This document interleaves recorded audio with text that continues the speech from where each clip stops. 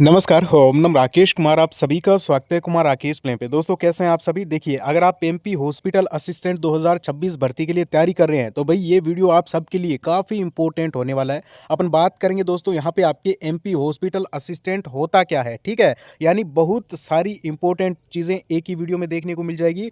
Job profile को लेकर बात करेंगे, सच्चाई क्या है कि आपको किस लेवल की जॉब है, आपको करनी है कि नहीं करनी, इसको लेकर भी बात करेंगे, ठीक है? आपके यहाँ पे प्रमोशन जो है वो कैसे होने वाला है, सैलरी कितनी मिलेगी, फैसिलिटी सुविधाएं कितनी मिलेगी, आपके यहाँ पे वर्कलोड कितना रहता है, इसको लेकर भी बात करेंगे। क्या यहाँ पे घर मिलेगा आपको, क्या आपको यहाँ पे पढ़ाई के लिए टाइम मिलेगा, इसको लेकर भी अपन जो है वो बात कर लेंगे। तो भाई अंत तक देखना और 100% सिलेक्शन का रामबाण भी बता दूंगा जो कोई नहीं बताएगा आपको।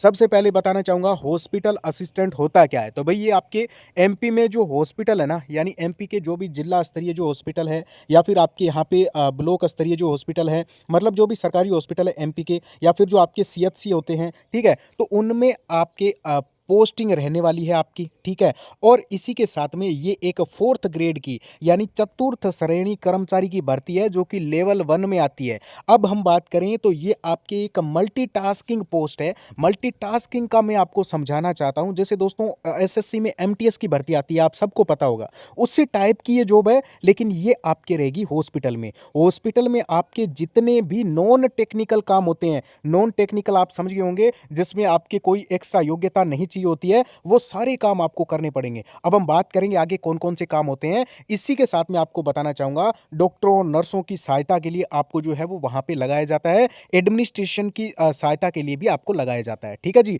अब अगर हम बात करें एक बिल्कुल बेसिक सी नौकरी, आप बिल्कुल भी टेंशन ना ले, भीड़ से अलग सिलेक्शन का रास्ता क्या हो सकता है, तो आपको मैं सबसे पहले बताना चाहता हूं कंप्लीटली भाई एमपी हॉस्पिटल असिस्टेंट में आपके एनसीईआरटी की 10वीं की जो किताबें है ना, उसमें से टॉपिक्स आपको दिए गए हैं। सिलेबस आप स्क्रीन पे देख सकते हो, यानी आपको कहीं से भी कुछ भी अलग से पढ़ने की जरूरत नहीं है। 10वीं की एनसीईआरटी की बुक्स परचेज कर लो। मैं यहाँ पे वीडियो पे लिंक भी लगा रहा हूं, आप जो है वो इन बुक्स को परचेज कर लीजिए, यानी इन्हीं बुक्स में से आपके टॉपिक्स आपको दिए गए हैं। तो एनसीईआरटी की 10वीं की बुक्स पढ़नी है। दूसरा सबसे इंपॉर्टेंट चीज, अगर इसको मिस कर दिया तो फिर आप इस वैकेंसी को मिस कर जाओगे। अगर आपको सिलेक्शन लेना है तो आपके एक तो एनसीईआरटी की बुक्स होगी, उन बुक्स को पढ़ो, अच्छे से समझो, और फिर आप जो है वो विद्यापीठ जॉब प्रेप एप्लीकेशन पे, लिंक डिस्क्रिप्शन में 15,000 प्लस प्रश्नों का रामबाण आपको दिया गया है। जितने इंपॉर्टेंट प्रश्न बन सकते हैं मैक्सिमम तो अपलोड हो चुके हैं, देख लेना डेमो जाके। और कंप्लीट मॉक टेस्ट दिए हमने आपको,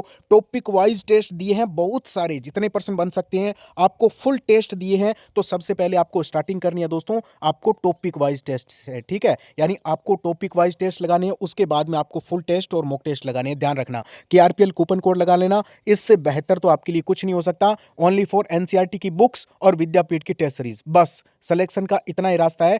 24 तारीख को एग्जाम है दोस्तों, तो ज्यादा टाइम वेस्ट करने का कोई मतलब नहीं है। एक बार कंटेंट जाके देख लेना। जॉब प्रोफाइल की बात करें, आपको यहाँ पे काम क्या करना पड़ेगा, तो मैं आपको सबसे पहले बताना चाहता हूं कि मरीजों की देखभाल करना। अब आपके यहाँ पे पोस्टिंग दोस्तों ऐसा नहीं है कि आपको किसी बड़ी हॉस्पिटल में ही लगाया जाएगा, हो सकता है हॉस्पिटल छोटा हो। अगर हॉस्पिटल बड़ा है तो उसमें कई सारे डिपार्टमेंट होते हैं, तो उनमें आपको किसी भी डिपार्टमेंट में लगाया जा सकता है। हो सकता है किसी बड़े वार्ड में आपकी ड्यूटी लग जाए, मतलब अलग अलग डिपार्टमेंट में आपका काम भी अलग अलग होगा, यानी आप सारे बेसिक काम जितने होते हैं वो सारे आपको जो है वो करने पड़ेंगे। अब मान लीजिए आपको, अगर मान लीजिए वार्ड में आपकी ड्यूटी है, जितने वार्ड हैं तो उनको मरीजों की देखभाल करना है। डॉक्टर और जो नर्स है वो आपको कोई भी काम दे सकते हैं, नॉर्मल बेसिक, ठीक है, मरीजों को वार्ड से ओपीडी तक पहुंचाना, हालांकि वो खुद ही पहुंच जाते हैं, ये कोई बड़ा काम नहीं है। अस्पताल की साफ सफाई और व्यवस्था को बनाए रखना, क्या आपको यहाँ पे जो है वो चद्दर चेंज करनी पड़ेगी, क्या आपको वहाँ पे गंदगी साफ करनी पड़ेगी, क्या आपको यहां तक कि ये डाउट आए कि क्या वहां पे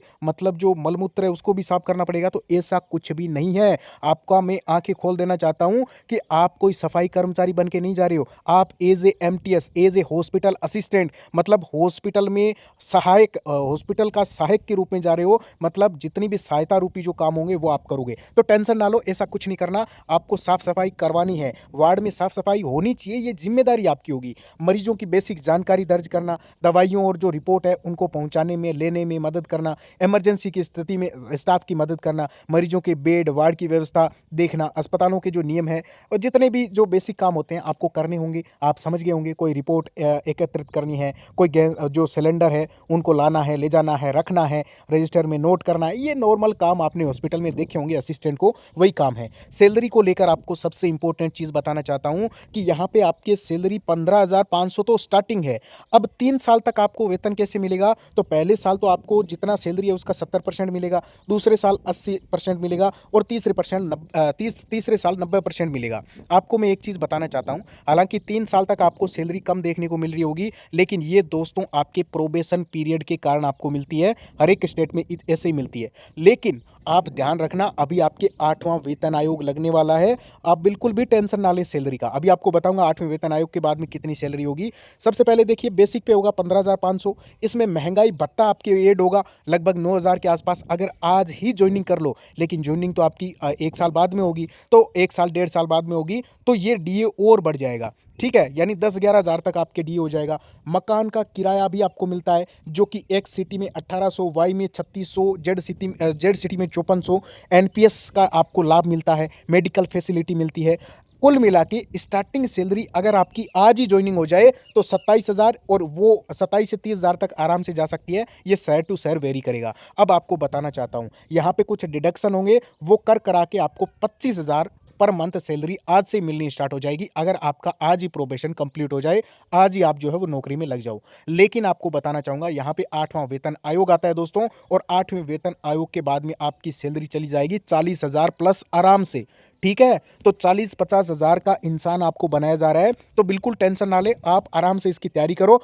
अब आपको बताऊं, क्या आपको घर मिलेगा कि नहीं मिलेगा, तो ये डिपेंड करेगा दोस्तों आपकी पोस्टिंग कहाँ पे है। अगर मान लीजिए छोटे शहरों में है या फिर छोटी जगहों पे है, सीएचसी में है, तो आपको वहाँ पे आराम से रहने के लिए वहीं पे आपको क्वार्टर देखने को मिल जाएगा। अगर आप किसी बड़ी सिटी में हो, वहाँ पे भी देखने को मिल सकता है, लेकिन कई जगहों पे जो है वो क्वार्टर खाली नहीं होते हैं, या फिर कई जगहों पे क्वार्टर उपलब्ध नहीं होते हैं, तो वहाँ पे आपको एचआरए घर का अलाउंस तो मिल ही रहा है, तो फिर आप कहीं पे भी जो है वो घर लेके रह सकते हो। फैमिली को रख सकते हैं क्या? बिल्कुल रख सकते हैं, कोई दिक्कत नहीं है, लेकिन 3 साल तक ना रखें, क्योंकि सैलरी इसमें आपको थोड़ा कम देखने को मिलेगी। अब हम बात करें, खर्चा ज़्यादा हो जाएगा भाई अगर आप फैमिली को रखोगे तो। अब हम बात कर लेते हैं यहाँ पे, क्या आपको यहाँ पे प्रमोशन होता है? तो आपको बताना चाहूँगा, बिल्कुल आपका इसमें प्रमोशन होगा। और यहाँ पे दोस्तों प्रमोशन कैसे होता है, तो देखिए, सबसे पहले आप लेवल 1 पे जा रहे हो, उसके बाद में 7-8 साल में आपका यहाँ पे हॉस्पिटल असिस्टेंट से सीनियर हॉस्पिटल असिस्टेंट आपको बनाया जा सकता है। उसके बाद में आपको सुपरवाइजर के तौर पे जो बनाया जा सकता है, वो एमपी में जो आपके प्रमोशन के रूल्स है उनके अकॉर्डिंग यहाँ पे आपका प्रमोशन होगा, और हर साल में 3 बार सैलरी बढ़ेगी। अब मैं आपको बताना चाहूँगा, लास्ट एंड फाइनल, तैयारी करनी चाहिए कि नहीं करनी चाहिए? अब आप अगर बेरोजगार हो, महीने के अगर आप 15-20 हज़ार भी नहीं कमा रहे हो, तो ये आपके लिए रामबाण साबित हो सकती है ये भर्ती। ठीक है, अगर आप महीने के 20,000 प्लस कमा रहे हो, ठीक है, फिर भी आप इसकी तैयारी कर सकते हो, क्योंकि ये भी सरकारी नौकरी है भाई। और अगर आप 30,000 प्लस कमा रहे हो आज, तो फिर अपने काम पे फोकस करो, इस भर्ती को छोड़ दो। ठीक है, अगर 30,000 प्लस कमा रहे हो तो, क्योंकि फिर आपके लिए ये जॉब नहीं है। ये जॉब उनके लिए है जो 10,000 भी नहीं कमा रहे, जो 25-20 हज़ार भी नहीं कमा रहे, उनके लिए ये जो नौकरी है वो रहने वाली है। अगर ज़्यादा कमा रहे हो तो फिर अपने खर्चे चलाओ और दूसरी भर्ती की तैयारी करो। अब ये आपके लिए स्टार्टिंग जॉब सबसे बेस्ट रहने वाली है। क्या पढ़ाई का टाइम मिलेगा? 100% आपको यहाँ पे पढ़ाई का टाइम मिलेगा। 8 घंटे की ड्यूटी रहने वाली है दोस्तों, ध्यान रखना। उसके बाद में आप फ्री हो। वर्कलोड कितना रहता है आपको बताना चाहूँगा, यहाँ पे आपके फुल ऑन वर्कलोड रहेगा। जितनी टाइम तक आपको 8 घंटे की अगर ड्यूटी है ना, तो 8 घंटे आप बिल्कुल हॉस्पिटल में प्रॉपर जो है वो काम करोगे, क्योंकि वहाँ पे आपको फ्री कोई नहीं रहने देगा। ठीक है, तो कुल मिला के वर्कलोड तो अब देखो, हॉस्पिटल में अगर आपकी ड्यूटी है तो वर्कलोड रहेगा, और बाकी कोई ऐसी दिक्कत नहीं है कि बहुत ज़्यादा भारी काम करना है, नॉर्मल काम करने हैं, और सैलरी अच्छी खासी देखने को मिल रही है। तो विद्यापीठ का जो टेस्ट सीरीज है ना दोस्तों, टेस्ट सीरीज नहीं है, ये आपके लिए रामबाण है। अभी ज्वाइन कर लें, कोई डाउट हो कमेंट कर दें। ओके, थैंक यू, नमस्कार।